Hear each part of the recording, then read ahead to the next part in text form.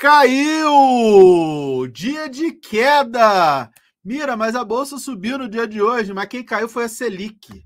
Hoje, dia de corte, live especial, giro especial, para falar que a Selic caiu meio ponto percentual, coisa que eu já sabia, né? Quem está assistindo o meu canal já viu que eu coloquei na descrição do vídeo o corte de meio ponto percentual. Selic é 12,25, CDI 12,15 a partir de sexta-feira, tudo dentro do que a gente já esperava, mas tem um monte de coisas para a gente falar sobre isso, e esse que é um assunto muito importante, eu trouxe alguém da altura de um assunto tão importante, alguém também muito importante, a economista lá do Clube FI, a Lana, queridíssima, trabalha junto com o Danilo lá na parte de análise, na research, na casa de análise do Clube FI, para falar, para explicar, para a gente comentar sobre o que aconteceu no dia de hoje e, mais do que isso, como é que a gente vai ganhar dinheiro, como a gente pode ganhar dinheiro daqui para frente com o que está acontecendo. Taxa de juros nos Estados Unidos, corte Selic no Brasil, o lado fiscal no Brasil, oportunidade na renda fixa, em fundos imobiliários, que a Lana olha o dia inteiro. Sobre isso eu sei que vocês gostam muito. E também sobre Bolsa de Valores de uma maneira geral. Não é isso, Lana? Obrigado, seja muitíssimo bem-vinda aqui para a gente falar sobre tudo isso.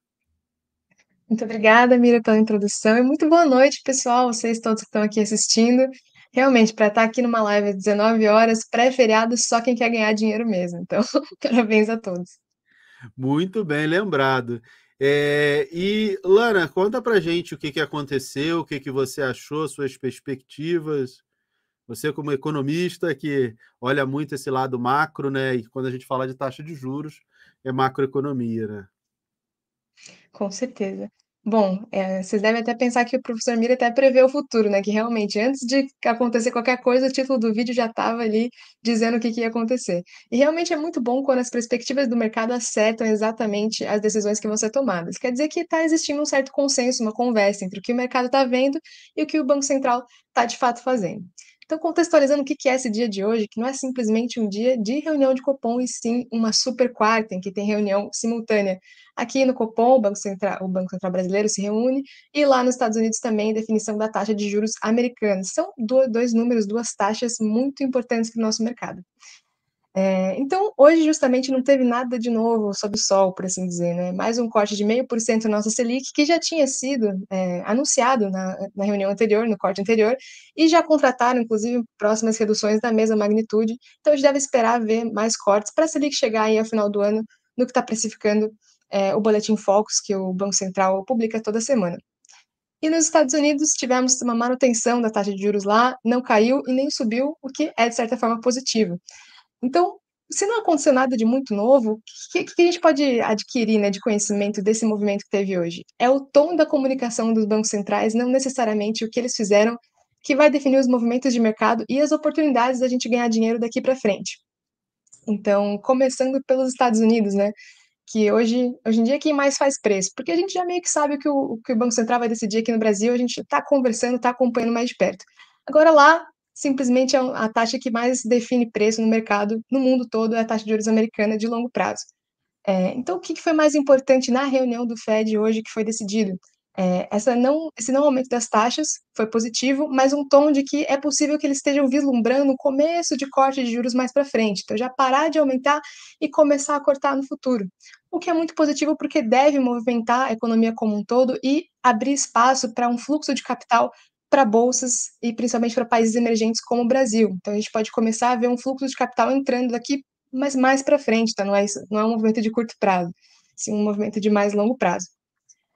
E aqui no Brasil, da mesma forma, muito positivo aí o corte da Selic, mas a gente tem aí um movimento um pouco adverso, tá? Desses dois países se conversando. Por quê? De um lado, a gente tem esse anúncio do Banco Central americano de que não vamos subir as taxas, talvez vai começar a cortar, que é positivo para a gente. Mas aqui a gente tem do lado do nosso governo o presidente Lula falando que não é necessário ter um déficit fiscal igual a zero, a gente pode endividar um pouco mais o país, o que é negativo para a Bolsa, o que é negativo para a taxa de juros daqui. Então, o que vai ser daqui para frente? Não sabemos. É justamente esse balanço de riscos que o Copom está olhando, que o Banco Central vai estar olhando para definir a taxa de juros aqui para frente, porque a gente tem um efeito positivo de um lado e um efeito negativo do outro. Então, justamente por isso, o tom do comunicado do Copom hoje foi de cautela, parcimônia daqui para frente, porque a gente ainda não sabe o que vai acontecer. É preciso estar sempre monitorando esses movimentos para a gente ver como se conduzir dentro disso e como vai ser a nossa política monetária daqui para frente. Isso vai muito como resposta para um monte de questionamentos de vocês, e é muito importante porque o mercado entende que a Selic podia cair muito forte, muito mais, num ritmo muito mais acelerado. E, inclusive, parte do mercado, acho que há 2 meses atrás, apostava nisso. Só que aí teve guerra, o preço do petróleo subiu, e aí começou todo mundo opa, peraí, eu acho que o Copom vai acabar reduzindo naquilo que ele já tinha prometido para a taxa terminar 11,75 lá no final do ano, que é o que vai acontecer na próxima reunião.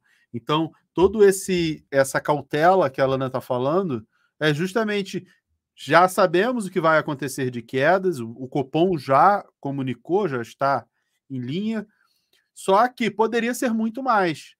O que não permite que seja muito mais? O fiscal brasileiro, a condição geopolítica e geoeconômica mundial, a guerra, petróleo, commodity. O que a gente teve hoje foi um alento assim muito grande, né, do Banco Central americano, porque é importante a gente lembrar o movimento que a gente teve. Foi no começo, foi no meio desse ano, que aconteceu o quê? No meio desse ano, no meio do ano passado, a Selic subindo, subindo, subindo, subindo. E aí, quando parou de subir, foi a maravilha. A bolsa subiu, um monte de coisa. Por quê? Porque ninguém sabia, naquele momento, quando a Selic ia começar a cair. Mas o parar de subir já é ótimo. Porque assim, opa, peraí, chegou no limite. Já sei aonde é o limite. E foi isso que o presidente do Banco Central Americano já falou. Ele falou, já está prestes, já estamos perto do fim da alta. Falou, opa, o coração de todo mundo que estava desesperado já ficou um pouco mais calmo, um pouco mais leve, né? Porque, caramba, se vai parar de subir, aí já começa todo mundo a projetar, né? E se parar de subir, daqui a próxima reunião sobe um pouquinho, depois para, e aí passa, sei lá, 2 trimestres igual, de repente no terceiro, no quarto trimestre, ou seja, no final do ano que vem, segundo semestre do ano que vem, de repente já começa a cortar um pouquinho, aí já começa todo mundo a fazer essas projeções na cabeça. E se a renda fixa, se a taxa de juros básica das economias, se elas param de subir ou começam a cair, a galera faz o quê? Feito manada, né? Opa, peraí, renda fixa vai passar a pagar menos, vamos correr para a renda variável. Isso aí em todos os lugares. Inclusive, a Bolsa Brasileira sobe no dia de hoje, subiu hoje, por conta. E aí subiu, né? Diferente do que eu comecei o vídeo falando, caiu a Selic, subiu a Bolsa subiu, não por conta do corte da Selic, mas por conta das declarações do presidente do Banco Central americano. A gente tem oportunidades, a gente vai conversar sobre isso, mostrar para vocês oportunidade de investimento, porque a gente tem, por conta disso que a Alana falou, expectativa boa aí, renda variável, mas o lado fiscal ainda está pesando. Será que vai dar uma melhorada? Vamos passar reformas e um monte de coisa, e esse lado fiscal melhora? Só Deus sabe, né? Se o fiscal não prejudicar ou melhorar um pouquinho, Estados Unidos parar de cortar os juros, é o que eu e a Alana a gente estava conversando mais cedo antes de entrar no ar, talvez a gente tenha rally de final de ano, né, Alana? Todo ano tem, né? Com certeza. Todo ano tem. Vamos ver aí para 2023. Acho que, como eu falei, né, a gente já tem mais ou menos contratado qual que vai ser a Selic terminal aí de 2023. Agora, quem vai fazer preço mesmo vai ser realmente o tom do Fed aí até o final do ano e o balanço fiscal aqui. Então, vamos ver esse equilíbrio, vamos ver se vai ter rally de fim de ano. Eu espero que tenha, né, que é sempre uma boa oportunidade. Assim, eu gosto quando a bolsa cai, porque aí eu compro mais barato.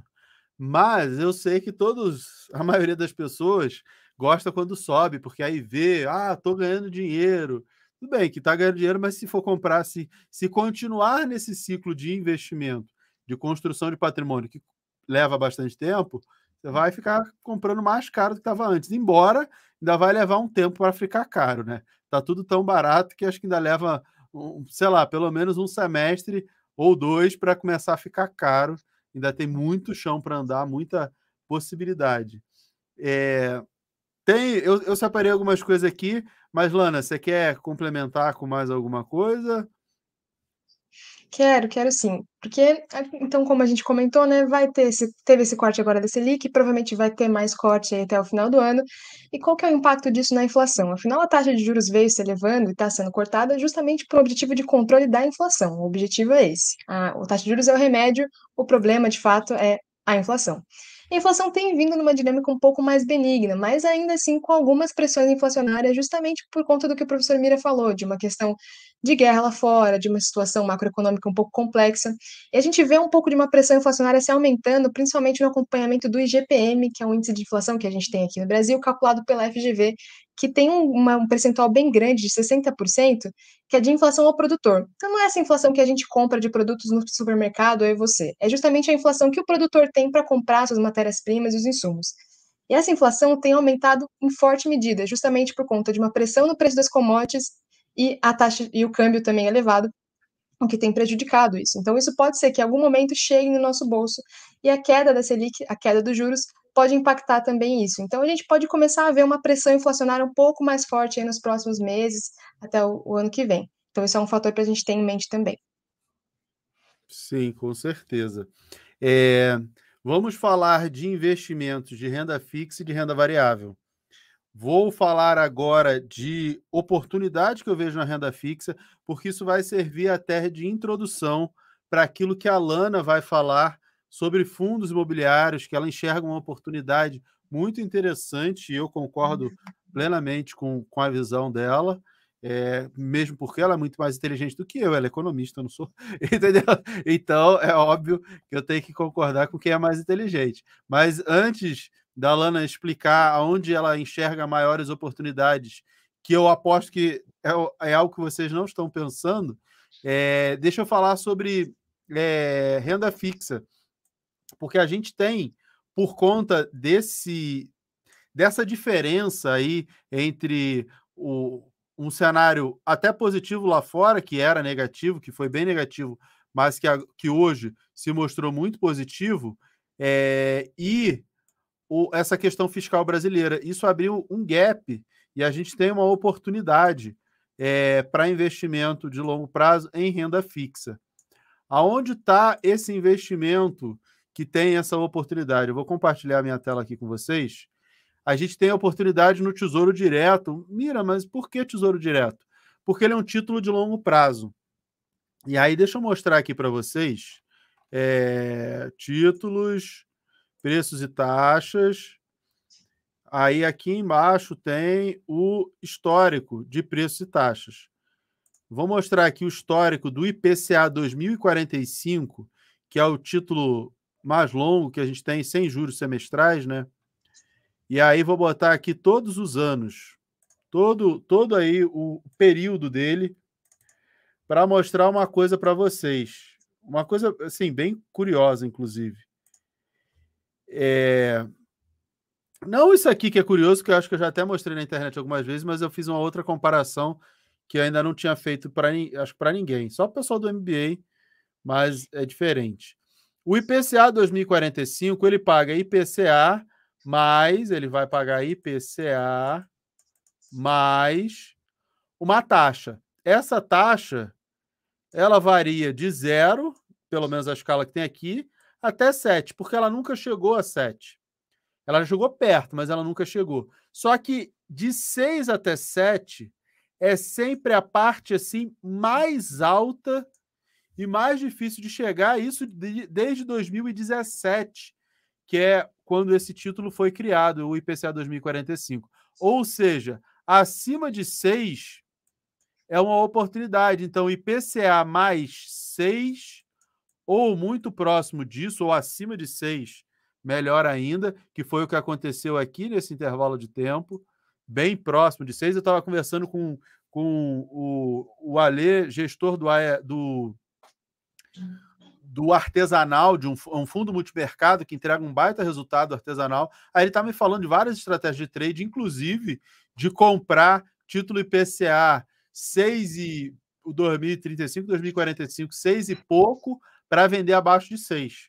É uma maneira que eles também usam, além de outros trades, login short, fazer um monte de coisa aí com ativos para poder remunerar lá o fundo. Então, isso é uma estratégia que gestor de fundo usa, que é o comprar acima de IPCA mais 6. E é mais ou menos o que a gente está ali. O Tesouro fechou hoje o 2045 para resgate a 6,03, um pouquinho acima de 6. Então, por conta dessas questões, dessa conjuntura fiscal, do lado fiscal, a gente tem uma taxa alta aí no IPCA 2045. Aí eu peguei aqui dentro do Mais Retorno, que é um site, porque eu conheço o pessoal lá do Mais Retorno, então eu tenho a assinatura, eles me deram assinatura, e aí eu criei um comparativo, que é o quê? Que é o IPCA, o IPCA mais 6, quanto renderia um título IPCA mais 6? Desde aqui do começo lá de 2017, que foi quando surgiu esse título do Tesouro. Porque aí eu vou comparar para vocês quanto rendeu, quanto valorizou até hoje o título IPCA 2045 versus o investimento em IPCA mais 6. Ou seja, quanto renderia se você tivesse comprado o IPCA mais 6 lá no começo, quando foi criado o título. Só para vocês terem uma visão de quão interessante, de quanto é essa rentabilidade IPCA mais 6, que no mercado é uma referência muito forte. Ele teria rendido até hoje 108%, 108,3%. E aí eu vou acrescentar aqui o Tesouro, vou botar aqui, Tesouro Direto. E aí eu já vou aqui dentro do Tesouro Direto mesmo para fazer adicionar renda fixa. Não, não é isso que eu quero. Cadê o Tesouro Direto? Vamos botar IPCA mais dentro do Tesouro Direto. Ou não é IPCA mais? Eu fiz isso agora há pouco. Tesouro Direto. Será que eu estou olhando o lugar errado? Não, tá aqui, Tesouro Direto. Tá aqui, Tesouro Direto mais 2045. Agora foi, não tinha... Não é o Educa Mais. Só porque eu tinha conseguido. Tesouro Direto mais, eu cliquei no lugar errado. Mais... Educa Mais não. IPCA 2045. Agora eu acertei. Eu falei que a Lana é mais inteligente que eu sou fraco. Aqui tem o gráfico do Tesouro IPCA 2045. E essa é a evolução dele, com marcação a mercado, sobe a taxa, vai lá, dá retorno, cai.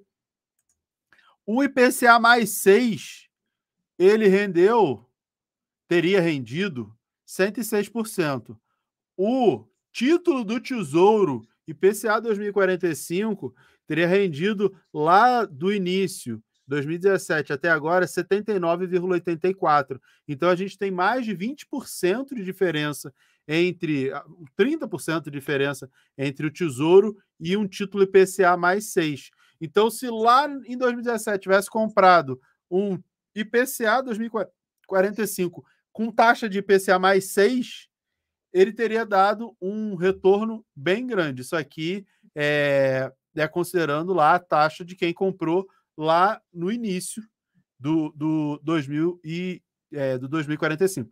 Para mostrar para vocês o desempenho. Assim, dá para mostrar aqui com vários ativos essa diferença, mas eu queria esclarecer e mostrar para vocês. Então, aonde a gente tem oportunidades, corte da Selic, cenário atual, a gente tem uma clara oportunidade em títulos que vão pagar IPCA mais 6 no Tesouro ou títulos privados. Tem vários CDBs aí para você que tem conta na Alten, tem lá no portal da Alten. Se você não tem conta, entra lá no meu canal, na descrição do meu canal tem o link para abertura de conta. Quem abre conta na Alten não paga corretagem para as operações feitas no HB. E aí tem várias opções lá, IPCA mais 7, tinha CDB IPCA mais 7, que é uma taxa ainda melhor do que IPCA mais 6, tá? Então a gente tem uma clara oportunidade na renda fixa. E quando a gente tem, quando a gente tem aqui IPCA 2045, isso aqui é no site do Tesouro. Vou botar o IPCA 2035. IPCA 2035, também lá muito perto de 6%, andando aqui, ó. Esse aqui é o 6%.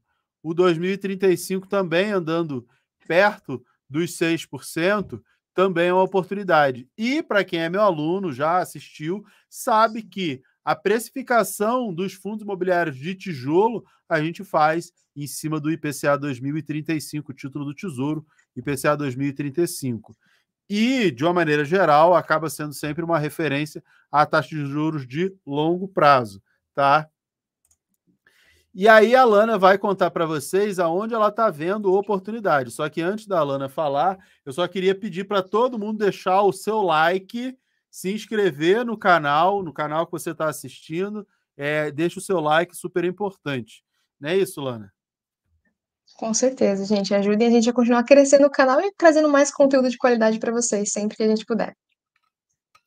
Aonde você está vendo oportunidades?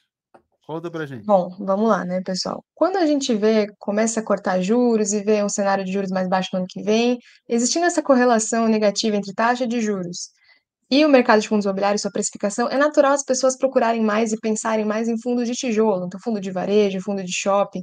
Lembrando que a precificação, na verdade, dos fundos não está ligada com a taxa Selic, sim com a taxa de juros futura, essa curva futura de juros que a gente viu, em especial com a NTNB 2035. Mas é natural que as pessoas comecem a ver um cenário de juros mais baixos no futuro e comecem, então, a procurar fundos de tijolo. Mas o que acontece? Como o professor Mira mostrou, estamos com uma ótima oportunidade na renda fixa em termos de rentabilidade. E como que a gente consegue rentabilidade próxima da renda fixa no mercado de renda variável? Nos fundos imobiliários, são os fundos de recebíveis imobiliários, que são fundos que investem em renda fixa ligada ao setor imobiliário. Então, a gente tem hoje, dentro dos segmentos que existem dentro do IFIX, que é o Índice de Fundos Imobiliários, um segmento em específico, que é esses fundos de recebíveis, estão pagando maior yield do IFIX, maior do que a média desse mercado como um todo. Então, hoje o IFIX tem entregado em dividend yield em torno de 10,4%, e os fundos de recebíveis têm entregue 12,7% ao ano, com base aqui no fechamento de outubro. Então, mais de 1% ao mês em rentabilidade. E esses fundos estão também com grande desconto, cerca de 6% sobre o seu valor patrimonial. Então, estamos nesse momento com a oportunidade de comprar fundos baratos, pagando mais barato e tendo uma rentabilidade ótima. E se a gente olhar dentro da carteira desses fundos, tem muitos que são indexados ao IPCA e que têm taxa de IPCA mais 6, IPCA mais 7, IPCA mais 8. Então, às vezes, até maior do que a rentabilidade que a gente encontra num ativo de renda fixa. Claro, com os riscos envolvidos na renda variável, mas com esse nível de desconto que a gente está tendo para comprar, com cerca aí de 5 a 6% de desconto em cima do valor patrimonial, é uma excelente oportunidade de conseguir continuar recebendo essa rentabilidade, que mesmo com o corte dos juros, esse processo é lento e os fundos ainda estão pagando muito bem aí em termos de dividend yield mensal. Isento de imposto, né, claro. Isso aí que é o tal do gross up, né? Que é o resultado, se fosse com o imposto, quanto seria. Quando vocês leem aí nos relatórios, o gross up é justamente essa diferença.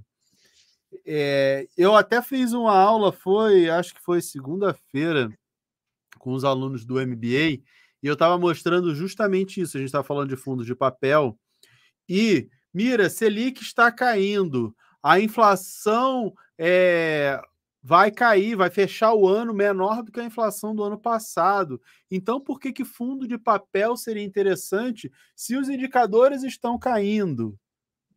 Porque é o que a gente acabou de mostrar, a Lana acabou de falar, eu mostrei ali, as taxas mais longas, elas acabaram subindo, e o mercado trabalha muito com isso, por conta do risco fiscal. Além disso, eu não vou fazer aqui para vocês, porque vai dar o trabalho, vai demorar, vocês vão ficar entediados, como eu fiz com o pessoal do MBA, mas se você pegar o IPCA dos últimos 12 meses, e somar, ele está abaixo da projeção do Boletim Focus para o final do ano, que está em 5 ponto alguma coisa. 5, eu não lembro. Tá lá, 5 alguma coisa. De inflação para o final do ano, 4,9, alguma coisa assim. Quando você olha e fala assim, caramba, se o somatório dos últimos 12 meses está abaixo da projeção de inflação para o final do ano, significa o quê? Que os 3 meses que faltam para completar o ano Mira, a gente já está em novembro. Eu sei, é porque a gente ainda falta o dado de outubro, novembro e dezembro. A gente já está em novembro, mas a gente ainda não tem inflação de outubro. Então vai sair o resultado de outubro, novembro e dezembro. E para que chegue no que o mercado acredita, a inflação ela vai ser maior do que tem sido nos meses de outubro, novembro e dezembro, como foi no ano passado. Se pegar lá, e aí se a gente repetir essa mesma ideia de que vai ser maior em outubro, um pouco menor em novembro e maior novamente em dezembro, ela vai chegar lá mais ou menos no que o mercado está especulando, acreditando para o final do ano, projetando para o final do ano. Se a inflação nesses últimos 3 meses vai ser maior do que foi nos meses passados, para chegar dentro do que o mercado acredita, por uma série de questões, significa que os fundos imobiliários de papel, aqueles de recebíveis ligados à inflação, vão melhorar os seus rendimentos, porque o IPCA tende a ser maior, e lembra que o fundo imobiliário paga mês a mês, né? Então, se no mês passado o IPCA foi menor e esse mês ele for maior, então eles, assim, não dá para dizer, não dá para cravar na pedra, mas tende a melhorar a rentabilidade. E aí vem sempre o disclaimer, né? Você tem que olhar lá a carteira do fundo. Porque não é porque, esse fundo aqui investe em IPCA, aí 50% da carteira dele é IPCA. Claro que o resultado vai ser completamente diferente de um outro fundo, que a carteira é 100% voltada a IPCA, né? São coisas completamente diferentes. Então, é por isso que existe uma expectativa, assim, por isso também, por tudo isso que a gente tem dito, existe uma expectativa de melhora nos rendimentos dos fundos ligados a IPCA, porque tende a ter uma correção. Mira, mas aí no ano que vem o IPCA deve cair porque o mercado está projetando um IPCA mais baixo.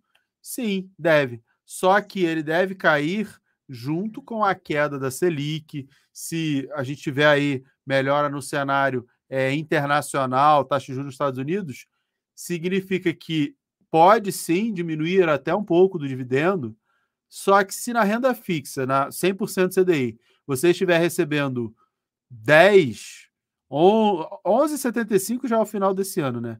Mas aí cai para 11, para 10, vai ficar todo mundo desesperado para ganhar qualquer coisa acima de 10. Isso significa que as cotas de todos os fundos imobiliários, de uma maneira geral, tendem a subir. A renda variável, de uma maneira geral, ela tende a subir. Por isso que a gente enxerga aí uma oportunidade em fundos imobiliários de papel atrelados à inflação por conta desse movimento. Não é, Lana? Exatamente, porque a cotação desses fundos, ela tende a seguir muito o pagamento de rendimentos, porque às vezes as pessoas compram por conta do rendimento e vendem por conta disso também.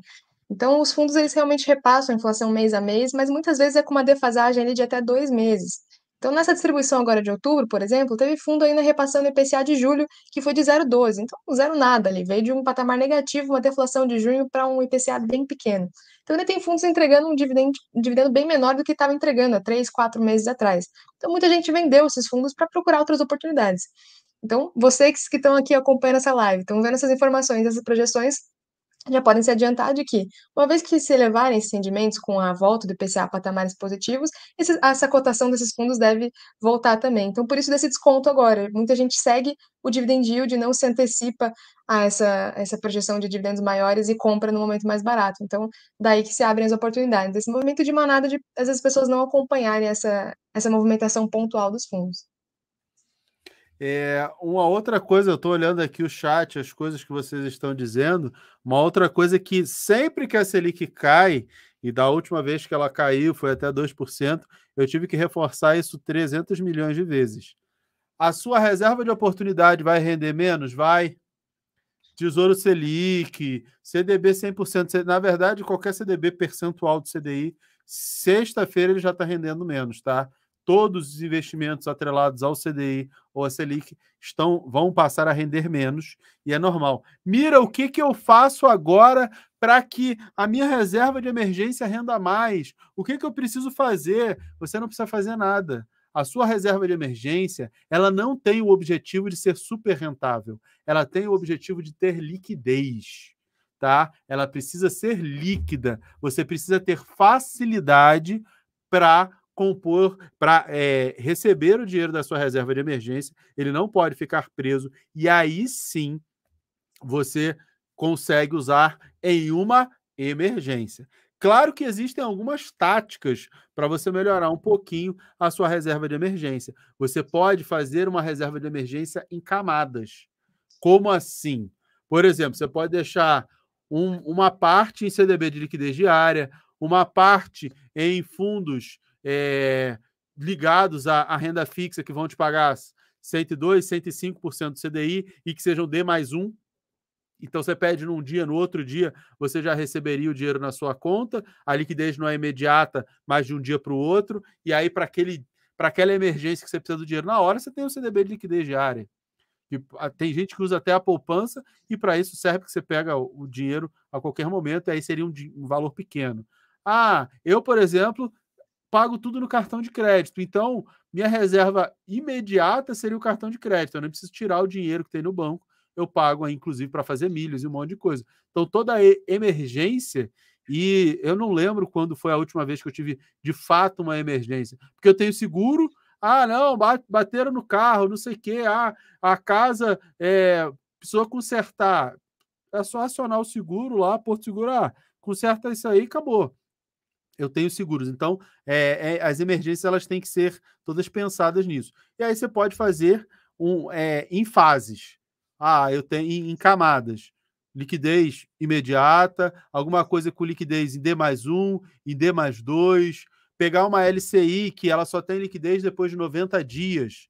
Mas aí esses primeiros 90 dias você nem considera ela como a sua reserva de emergência. E aí depois que passar os 90 dias e ela tiver essa liquidez diária, aí você pode considerar uma reserva de emergência e, de repente, ela vai ter uma rentabilidade maior do que um CDB de 100% CDI. Então, é uma opção também. A gente vai fazendo em camadas. Eu tenho, por exemplo, o Alten Liquidez lá, que é um fundo que é D+1, e ele tem meta ali de atingir CDI, 105% CDI. E é D+1. Bota o dinheiro está lá, peço um dia, no dia seguinte resgata. Então, você consegue fazer isso, mas você não tem que se desesperar que a sua reserva de emergência está rendendo menos e ela vai render menos com o corte da Selic. Não tem jeito. Mira, mas e se cair para caramba? Outro dia estava quase 14, e aí se cair para 9, a diferença é muito grande. Sim, mas aí você tem que pensar que o restante da sua carteira, por exemplo, os fundos imobiliários, como a Lana falou,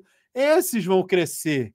E aí eles acabam compensando essa redução na rentabilidade que você tem na sua reserva de emergência. Outros ativos, ações, sei lá, um título pré-fixado que você comprou com taxa alta para ganhar na marcação a mercado, todo o restante da sua carteira vai se beneficiar desse movimento e acaba compensando uma menor rentabilidade da sua reserva de emergência, tá?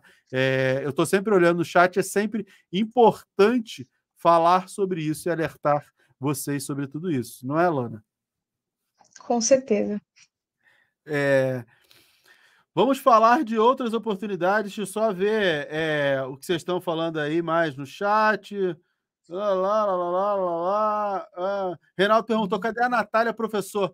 Boa pergunta. Como amanhã é feriado, ela deve estar indo para a casa do mato. Eu não perguntei a ela, mas eu posso perguntar e depois eu te falo, tá? Eu pergunto, depois eu te falo.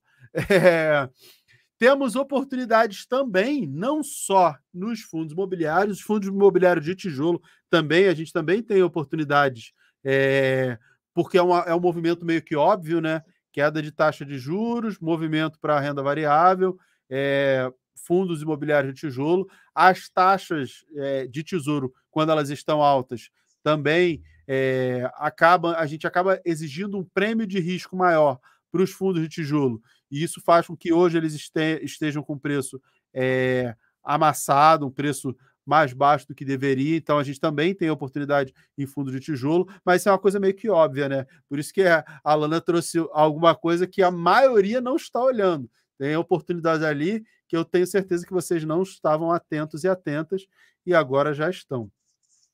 Mas a gente também tem oportunidades na Bolsa de Valores em relação a...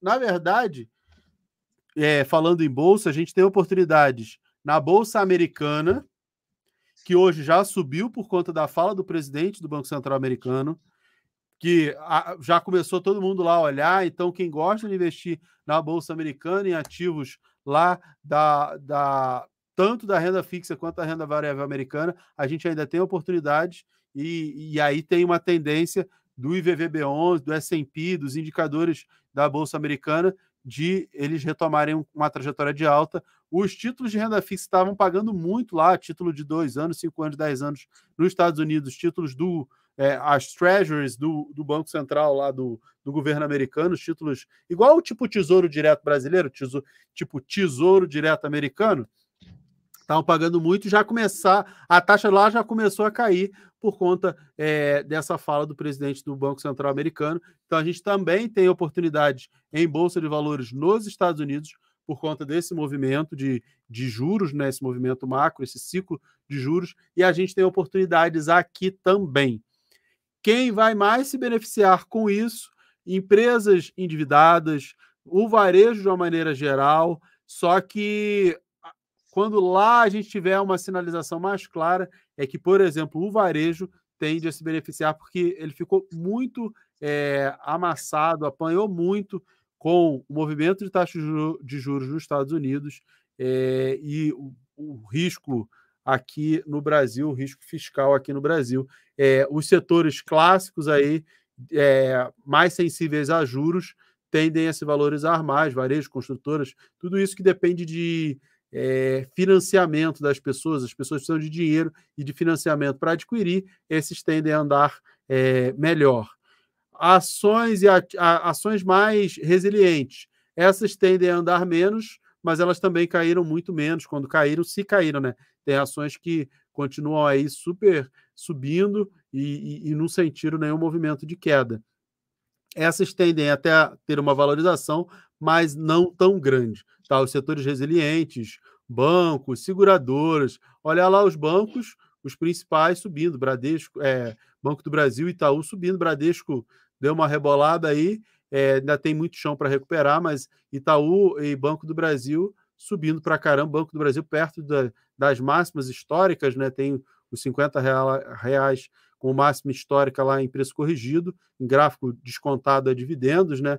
E seguradoras também super subindo lá, valores bem altos, principalmente Caixa Seguridade, que a gente comprou no ano passado. Saneamento fazendo uma trajetória, Sanepar subiu para caramba nos últimos 12 meses. Esses ativos, eles já vêm subindo, e a gente não tem uma expectativa de que não, vai dobrar, vai triplicar. Não, porque já deram uma recuperada ou não caíram tanto no ciclo de queda, tá? Então, também quando recupera, a gente não espera que recuperem tanto, tendem a subir, óbvio, porque são resilientes, caem pouco, mas sobem, e os ativos que a gente tem que caíram muito, esses têm mais espaço para recuperação, principalmente aqueles mais voltados ao endividamento, ao consumo, empresas de crescimento passam a ser melhor precificadas quando a gente tem esse ciclo de queda de juros, e aí se tiver queda de juros nos Estados Unidos, queda de juros no Brasil, e se o fiscal não atrapalhar muito, essas empresas também tendem a andar bastante. Então, cenário aí bem positivo para a Bolsa de Valores, como eu já falei para vocês. Isso o mercado inteiro tem visto. O que a gente tenta acertar é o trimestre em que as coisas vão acontecer, né? Todo mundo achava que esse semestre agora, principalmente esse segundo trimestre do ano, ia tudo andar muito bem e acabou mercado internacional atrapalhando bastante, e semana passada o mercado local, né, o presidente da República atrapalhando bastante, mas era o cenário que a gente esperava. Agora, ano que vem, de repente, mercado americano ajuda, faz preço para que a gente tenha esse cenário muito positivo na renda variável, é o que a gente espera. Coisas a acrescentar, Lana, que eu acho que eu vou dar uma olhada também no gráfico, né? Que o pessoal adora que eu olhe o gráfico, que eu vejo os ativos, como é que ficou, como é que não ficou. Ah, é sempre bom. Eu nada a acrescentar, e foi uma aula para mim, tô bem satisfeita. Vamos dar uma olhada no gráfico, que o pessoal gosta, né? Ibovespa hoje subindo, né? Subindo, tocando a média de 72 períodos, ainda dentro da tendência de baixa, mas aquilo que eu falei para vocês, sei lá quantos milhões de vezes. Tá a tendência de baixa fazendo fundos, só que aqui, ó, já andando um pouco de lado. Por quê?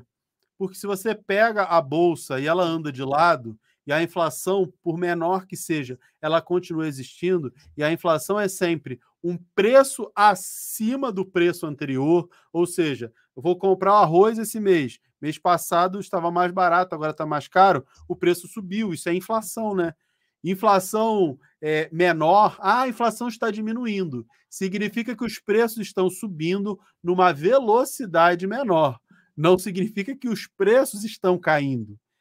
Isso é o que acontece quando a inflação no passado foi 12 e esse ano vai terminar em, sei lá, em 5. Caramba, a inflação caiu. Ou seja, os preços ano passado estavam subindo numa velocidade maior e esse ano subiram numa velocidade menor. É só isso, mas continuam subindo. E se os preços continuam subindo, o que a gente tem? Tem as empresas vendendo seus produtos por um valor maior, né? Porque é o próprio efeito da inflação. E se elas vendem por um valor maior, o valor que elas arrecadam, o seu faturamento bruto também é maior. E se também é maior, elas estão vendendo em volumes maiores, vão ter lucros maiores, pelo menos nominalmente, né?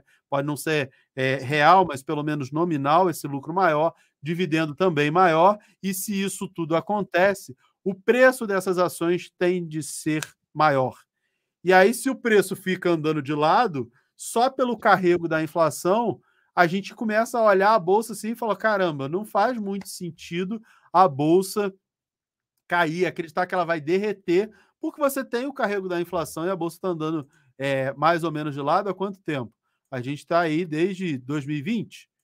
A gente está no mesmo patamar que estava lá praticamente, ó, 1, 2, 3, vai para quase 4 anos com a bolsa meio que andando de lado. Só que nesses 4 anos a inflação foi bem para cima, tá? Então existem oportunidades nas empresas que a gente está olhando que os lucros aumentaram e os preços estão iguais a 4 anos atrás. Por isso que é cada vez mais difícil achar que, caramba, a bolsa vai derreter, vai cair. Graficamente, o alvo está aqui em 110.694 mil pontos. Isso aqui é o gráfico, a projeção gráfica de queda. É isso aqui. Mas eu custo acreditar que ela vai cair mesmo por conta dessa questão mais fundamentalista. Tá? Fica mais difícil de acreditar. Eu estava lendo até uma análise acho que do Banco Brasil Investimento, BBI, BBI, e aí eles estão projetando a Bolsa no final de 2024 em 130 mil pontos. 130 mil pontos é a projeção para final do ano que vem, por conta de commodities altas, um monte de coisa. É o que se acredita lá para o final do ano que vem. Vai acontecer? Não sei. Tinha um monte de gente apostando em 130 mil pontos no final desse ano. Ficou um pouco mais difícil. Tudo bem que se tiver um rally de alta aqui, pode chegar lá, né? Sei lá. São só 15 mil pontos, 10% de alta, né? Mais ou menos os 10% de alta chega lá perto dos 130 mil.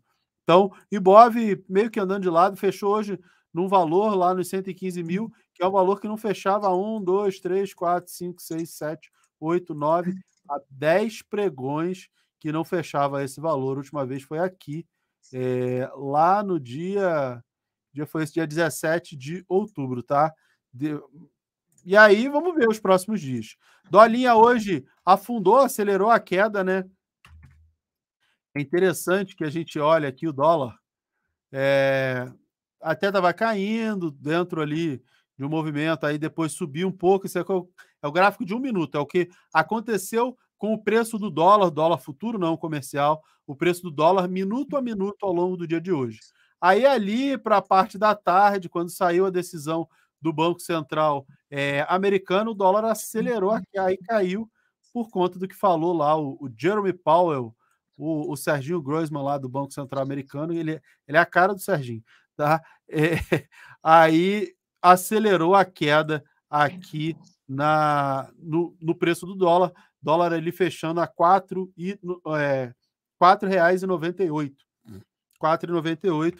Então, mostrando aqui que o que fez essa queda do dólar hoje, acelerou a queda aí, fechando inclusive abaixo dos R$5, que é a projeção do Boletim Focus para o final do ano, foi a fala do presidente do Banco Central americano. Vamos ver se o dólar volta aqui para perto de 4,88, 4,89, caindo até aqui, região interessante para investimento no exterior, para comprar dólar, para comprar euro, para viagem, para um monte de coisa, para mandar dinheiro lá para a conta internacional, para fazer compras de ativos americanos. Essa região aqui tem se mostrado extremamente interessante nos últimos, sei lá, 1, 2, 3, 4, 5, 6 meses, praticamente. 4,88, 4,90, interessante, 4,88, 4,90, tá? Petri hoje dia positivo, tá? Um pouquinho de recuperação depois de várias quedas. Tendência de Petrobras ainda é de alta, ela ainda tem alvo no 39,63, tá? Continua lá em tendência, embora as notícias, um monte de coisa, conselho e tudo isso seja muito negativo ainda para o cenário de Petrobras, mas tem aí um graficamente alto. Valesca tá linda, né? Linda, linda, linda de viver. Eu tinha um amigo que ele falava linda de morrer, falava linda de viver. Mais um dia de alta, na esteira da alta do minério de ferro. Quem aproveitou quando eu falei aqui para montar a Seagull, ainda falei para faz 50-50, trava 50 e deixa 50% livre. E em cima de 1.000 puts, compra 1.000 calls e vende 500. E aí quem fez isso e desfez, quando eu falei aqui que já dava para desmontar, e desmontou 500 e segurou 500, ou múltiplos disso, 5.000, sei lá quantas foi, tá rindo à toa, né? Porque já está nos R$70, fez exatamente o mesmo movimento que fez aqui, e aí deu para ganhar bastante dinheiro com opções. Muita gente já ganhou até aqui, quem deixou uma ponta solta está ganhando ainda mais dinheiro, tá? E qual é a expectativa de Vale? A expectativa era justamente, primeiro, voltar até a média de 72. Como furou, a expectativa era esse topo aqui, que ela já encostou uma, duas, e fez também aqui topo, né? Essa região dos R$70, R$71 tem sido uma resistência para Vale. Da mesma maneira que ali perto dos 61, 62, é uma região de fundo para ela. Aí a gente compra aqui, vende aqui. Então, se aproveitando desse zigue-zague que Vale tem feito. Então, ela chegou ali numa região de topo. Para acreditar que Vale vai subir ainda mais, o que a gente precisa fazer? A gente precisa que ela caia, se segure na média de 72 períodos e lance um pivô de alta. Aqui a gente entra comprando ou montando Seagull ou fazendo o que quiser, porque comprando call, Seagull, fazendo qualquer coisa, acreditando nesse movimento altista de Vale. Primeiro ela tem que cair, corrigir e se segurar, porque o que ela fez? Aqui, ó, ela caiu e passou reto e não conseguiu subir.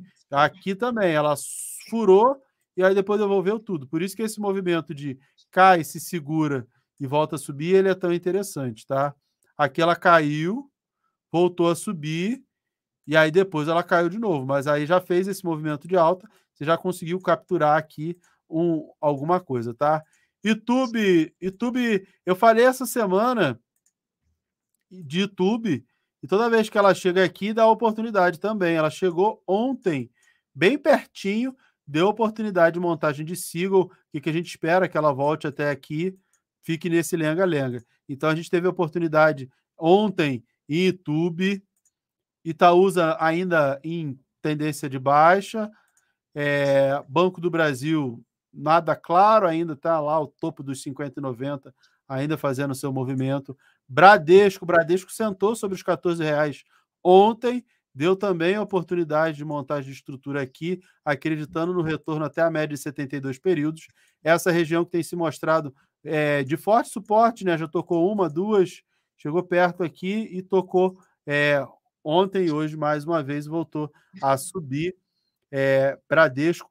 A Seagull e Itaú ficou mais clara, para mim ficava mais interessante. Mas em Bradesco também bem clara. Outra que deu oportunidade foi B3 ontem. Chegou lá perto do suporte dos 10,98, como tinha acontecido aqui, e mais uma vez se segurou, deu oportunidade de montagem de operação em B13. A gente estava olhando aí esses movimentos. Deixa eu ver o que mais que vocês estão pedindo. Algumas pessoas tinham me pedido boi gordo, contrato de boi, BGI futuro, contrato de boi, estava em tendência de baixa. Tendência de baixa aqui no contrato do boi, R$ 193 aí. Eu não lembro quantas arrobas são o contrato, mas estava aqui em tendência de baixa, recuperou recentemente nos últimos 2 meses e agora passou, as médias cruzaram para cima e agora meio que andando de lado, testando a média de 72 períodos. Dá para a gente montar a posição também em boi gordo, baseado em operações com opções, tá? Dá para montar a estrutura aí, acreditando numa recuperação. Já tem caído há bastante tempo, né? Desde o ano passado já caiu quase, sei lá, 30%, 40%. Caiu bastante aí o contrato de boi. Ambipar deu uma recuperada. Eu não vi o book building de Ambipar, tá? A Ilana está pedindo Taesa, tá? E 11. Taesa também se segurando ali no 33,60. Chegou aqui, tocou aqui, hoje recuperando. As médias, com Taesa andando de lado, as médias tendem a se aproximar para fazer uma reversão. Vamos ver se ela continua andando de lado antes de, ou se ela vai querer furar o 33,60. Por enquanto não, está andando de lado, e aí pode ser o início. Lembra que eu falo para vocês, que o ativo vai cair até parar de cair? O que é parar de cair? Parar de cair é quando começa, caiu, caiu, caiu, aí aqui caiu, subiu, aí aqui já está querendo parar de cair, porque está querendo andar de lado. Quando anda de lado, é justamente o parar de cair. O Itaú está andando de lado. Itaú, subiu, caiu, e aí começou a se andar de lado.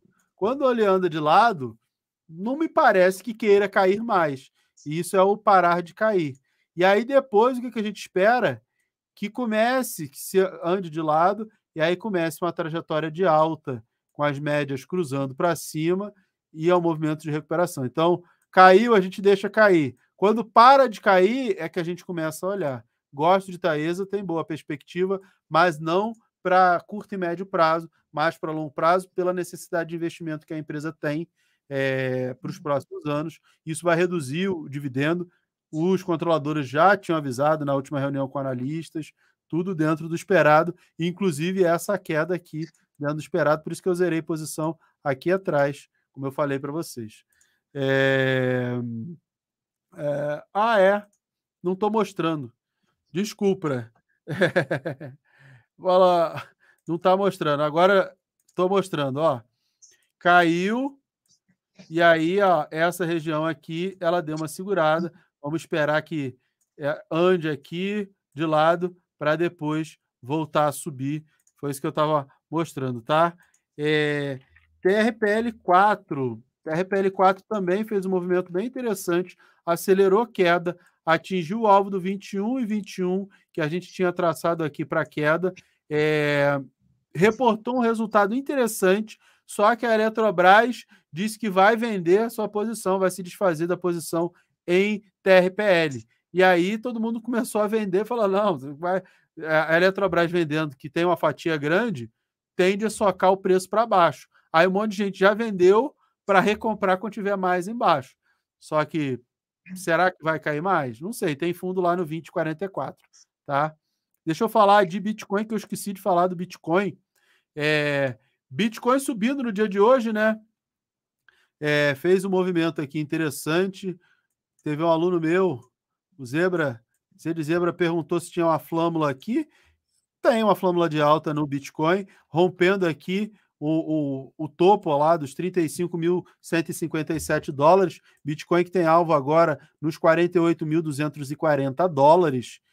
Tem um alvo anterior, né? Se a gente projetar essa pernada aqui, não deve chegar lá em cima, deve chegar até aqui nos $45.000, mas tendência de alta para o Bitcoin, que foi impulsionado com o movimento de hoje, né? A notícia de hoje de que o juro americano pode parar de subir em breve, isso aí é muito positivo. Por quê? Porque o Bitcoin ele cresceu tanto que ele virou ativo de risco nos Estados Unidos. Ah, mira, mas sempre foi ativo de risco. Sim, só que ele virou um ativo importante para grandes gestores. A galera começou a encarteirar, já estão falando de ETF de Bitcoin que já existe no Brasil. Já falei para vocês, eu compro Bitcoin comprando QBTC11. Eu me exponho ao Bitcoin, na verdade, comprando QBTC11 já há bastante tempo. Eu comprei, quem me acompanha sabe, eu falei aqui que eu estava comprando QBTC11 antes dele subir, já, sei lá, 2 meses antes dele fazer esse movimento. Ah, Mira, você sabia que ia subir? Não, eu espero que ele suba ano que vem. Esse ano eu não esperava. Foi surpreendente para mim essa alta. Eu não esperava que ele subisse tudo isso agora, mas subiu. De repente, até numa antecipação do que vai acontecer no ano que vem, de queda dos juros americanos e do halving que vai ter lá na redução da produção da moeda em 50%, que acontece de tempos em tempos no Bitcoin. Mas como ele ficou um ativo de risco muito grande, muitos gestores começaram a olhar. E aí, como muita gente compra e vende, muita gente grande, as baleias lá, os grandes investidores, ele acaba se movimentando muito parecido com bolsa, com ativos de bolsa nos Estados Unidos. E aí, se o Banco Central americano fala em corte de juros, para se acreditar, a gente percebe e vê o movimento de alta do Bitcoin, porque aí é uma migração para ativos de maior risco, tá? Ethereum também, movimento de alta aqui em Ethereum, corrigiu até perto de 38,2 de FIBO, não deixou uma oportunidade, as melhores oportunidades foram aqui atrás, mas segue aí o movimento mais de alta. Inclusive agora que ela já corrigiu e voltou a subir, a gente consegue até traçar um Fibonacci daqui até aqui, até aqui. Está meio torto. Não estava ligado o meu imã. Pronto. Ethereum com alvo lá nos $2.070, tá? Projeção de 100% de Fibonacci para Ethereum, depois que fez esse pivô aqui. Não gostei muito, não. Foi uma correção muito pequena, mas foi, né? Chegou a perto de 38,2 de Fibo e lançou. Tem alvo lá no $2.070, mas tem alvo intermediário aqui, ó. Tem um alvo intermediário ali na região dos $2.016 para ir, sim, um alvo nos 2.140 e depois no alvo de 2.70 aqui e depois nos 2.140, tá? A Ethereum também em tendência de alta, coisa que o Bitcoin já vinha fazendo antes. Lana, coisas a acrescentar, o que você gostaria de falar? 1 hora aí de giro falando. Bom, foi ótimo. Eu vi que teve umas perguntas de fundo imobiliário ali, não sei se a gente vai responder mais alguma coisa, já tá bom de tempo. Se quiser, pode responder. Tá bom. Teve uma pessoa aqui que perguntou algumas vezes do HGCR11, se aconteceu alguma coisa hoje, que caiu quase os 4%. Hoje não teve assim nada, nem tudo tem explicação no mercado, tá? Mas esse fundo em específico, ele anunciou os dividendos e os dividendos um pouco abaixo do que estava entregando. Então ele estava pagando 1,20, 1,20, aí começou a pagar 1,10 e agora o dividendo vai vir R$ 1. Cerca de uma queda de 10% no dividendo. Por quê? Não foi nenhum problema na carteira do fundo, tá? Esse é um fundo de papel, tem a carteira metade CRI, metade PCA, mas o gestor já tinha avisado no relatório gerencial de que ele ia começar a fazer uma reserva de caixa justamente se antevendo ao período de juros mais baixos no ano que vem. Então já começou a fazer um caixa para linearizar a distribuição futura. Então, mais uma vez, aí, não é só a gente olhar como que vai estar a taxa de juros, como que vai estar a inflação, mas sim ver o trabalho do gestor que ele pode se antecipar aos movimentos e não precisa necessariamente reduzir os dividendos por conta de uma redução, por exemplo, nos juros. Ele pode ir se antecipando esse movimento e manter os dividendos do mesmo patamar. Foi isso que aconteceu com esse fundo em específico. O pessoal perguntou do Vino, eu acho que o Vino também caiu.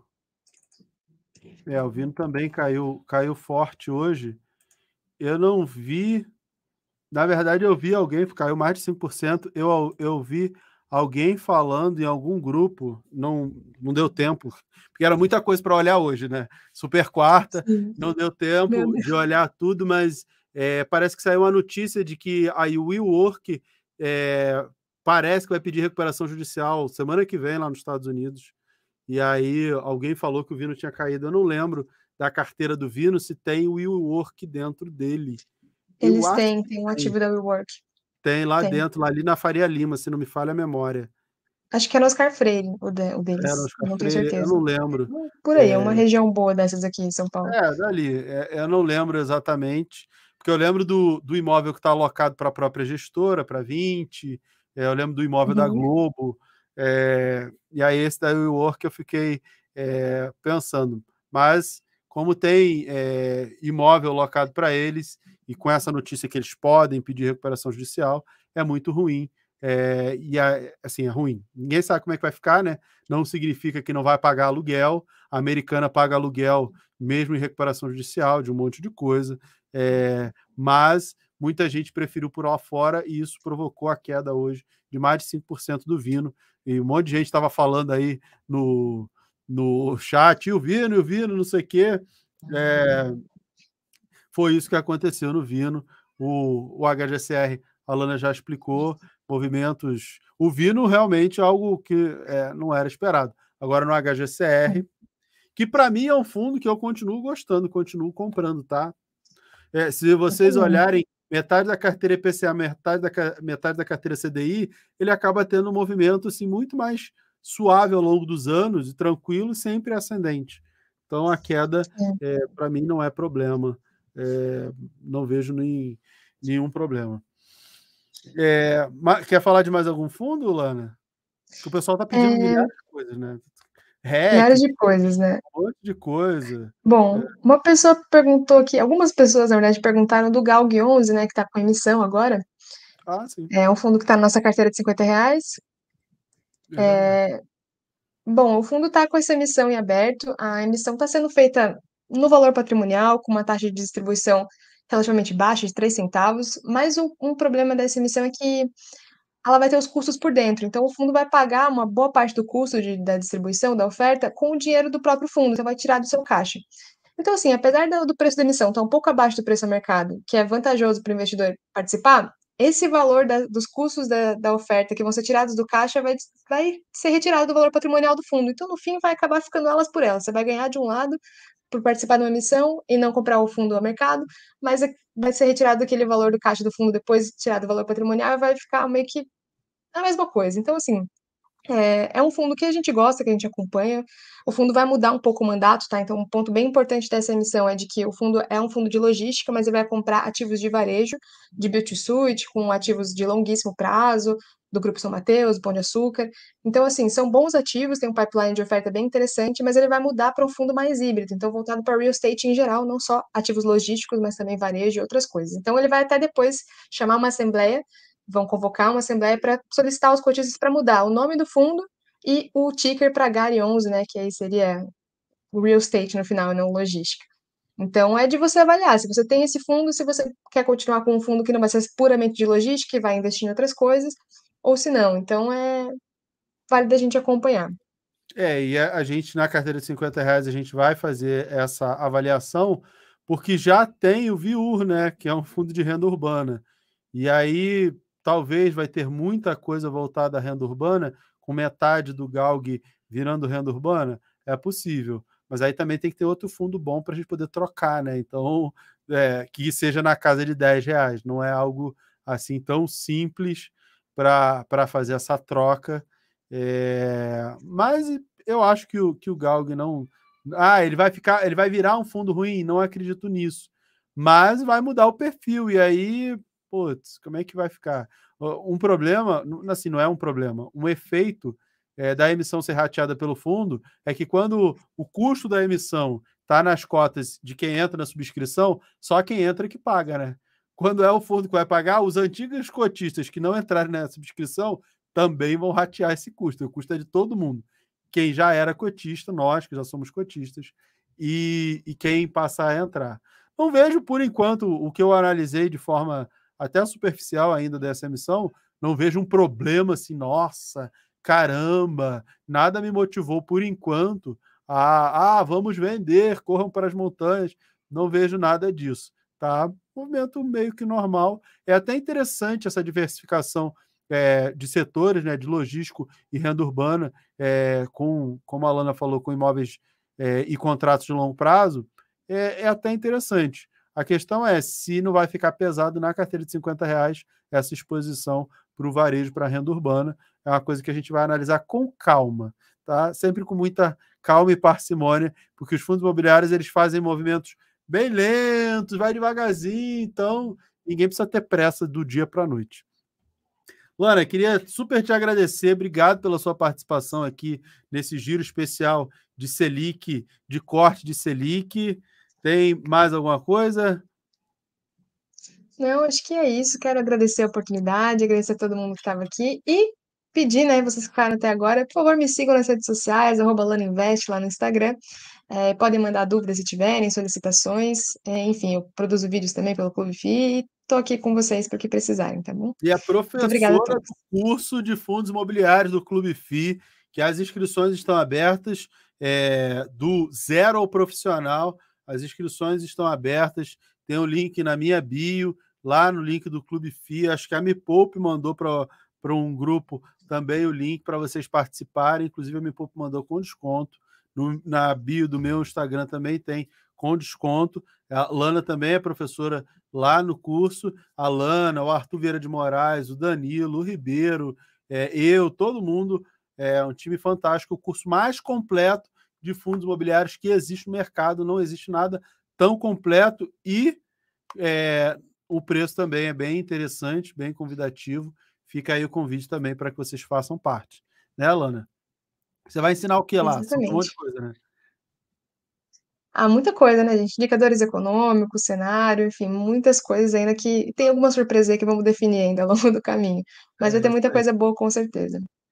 Obrigado, Lana. Obrigado pela participação, pela presença. Obrigado a você que assistiu por estar aqui junto com a gente. Também foi um giro antecipado. Sexta-feira é meio de feriado, então a gente não vou fazer o giro. Mas muito obrigado. Um bom feriado amanhã e um bom final de semana para todos vocês. E a gente se vê segunda-feira. Tchau, tchau.